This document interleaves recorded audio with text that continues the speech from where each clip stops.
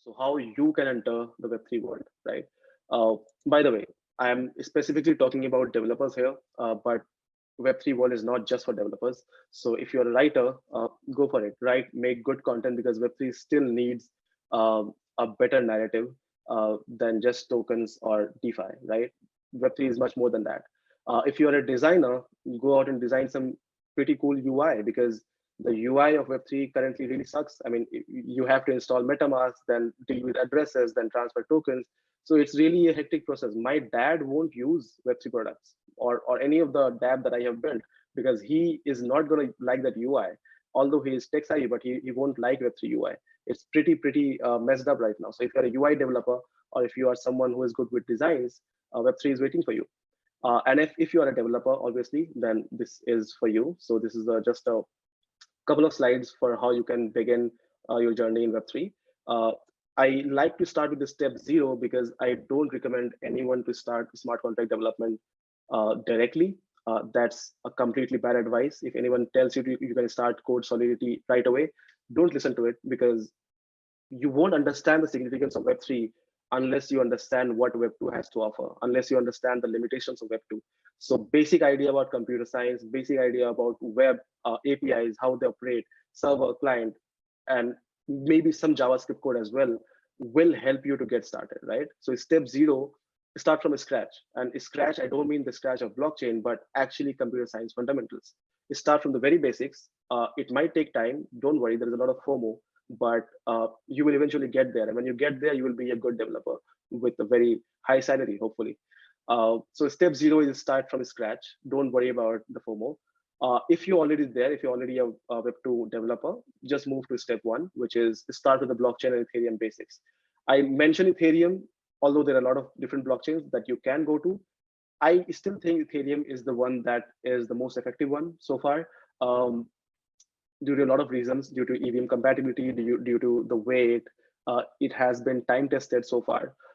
So start with blockchain and Ethereum. Step 2 is to start with smart contract development, and step 3 is to start with the smart contract security.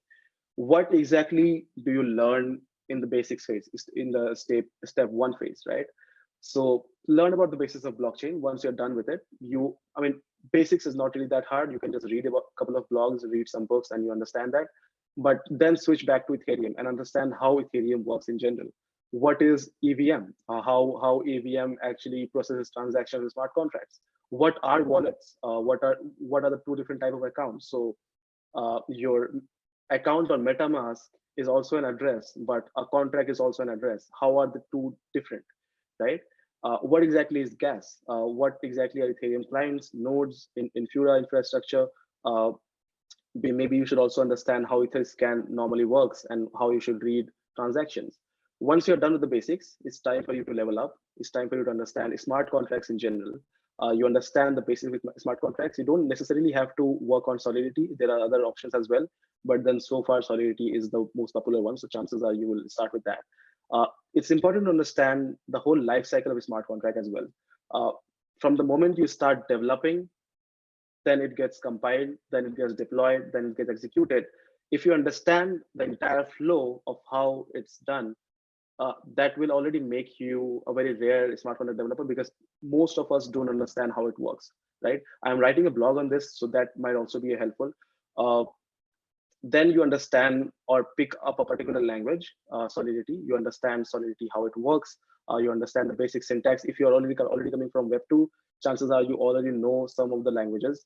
And Solidity has a lot of resemblance to JavaScript, so it won't be that difficult to learn Solidity. What's difficult to master is how to write optimized, secure code, not just code. So anyone can learn Solidity and write a smart contract just in a week or so, but how optimized your code is, when I say that, I mean how much gas does your function require. So the less gas it requires means the less money someone will spend to interact with your smart contract, and they will want to have like that, because uh, if you are writing code which is not optimized, which costs a lot of gas, no one will put their money into a smart contract because they have to pay a lot of gas to interact with your smart contract. So writing optimized code and writing secure code is what you should aim for. Once you know how to how once you have grasped the basis of smart contracts, Now you move on to Solidity documentation. You explore different tools. For example, the best one to start with is the Remix. That's an online browser IDE that you can use. There are different frameworks as well, like Truffle, Hard Hat, and recently launched Foundry as well. So one quick way to start smart contract development is still Crypto Zombie. It's a very famous game. I started with it as well.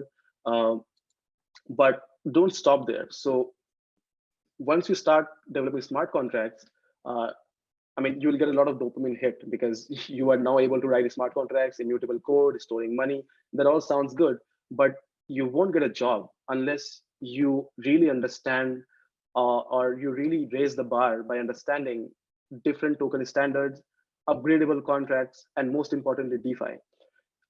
Although there are a lot of use cases in smart contracts or blockchain in general, DeFi or decentralized finance is still the most used, most important use case, right?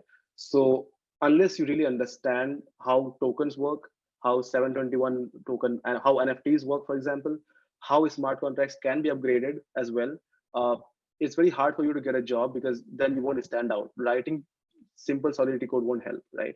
Uh, in DeFi terms, you should understand how lending or borrowing works, right? For example, you can just take any protocol, for example, Aave, you can go to the GitHub, you understand, because now you understand Solidity, you have done that in step 2. Now you can just go and read about code. You read how they have implemented the lending and borrowing in DeFi, how someone implements flash loans, how on-chain governance works. And by the way, this all is written in smart contract and simple Solidity, right? But that's what makes it interesting. Someone is making on-chain governance out of it. Someone is making flash loans. So there's a lot of different things you can do. It's also important to not lose your mental capability because there is a lot happening in Web3 all the time. So you need to be very focused on what you want and what are the options that can give you the best results, right?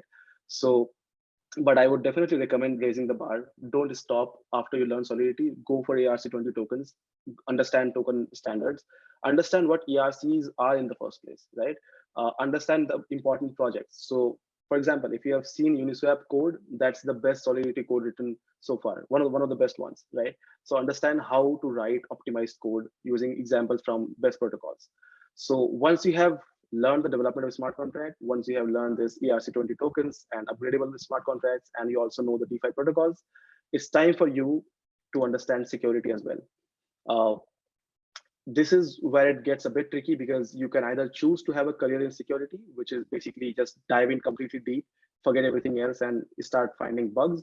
Or you can learn security and do development as well, something that I also do at this point of time. There are a couple of places where you can learn about security. Uh, OpenZeppelin provides the best resources so far. Consensus does, and I also write some of the blogs. But the best way, like I said, is to experiment yourself. And it's really hard to experiment because it takes time, which is where these play and learn CTFs come into play. So these are based, for example, Ethernaut is designed by OpenZeppelin. I'm going to share this slide as well, so you get all these links.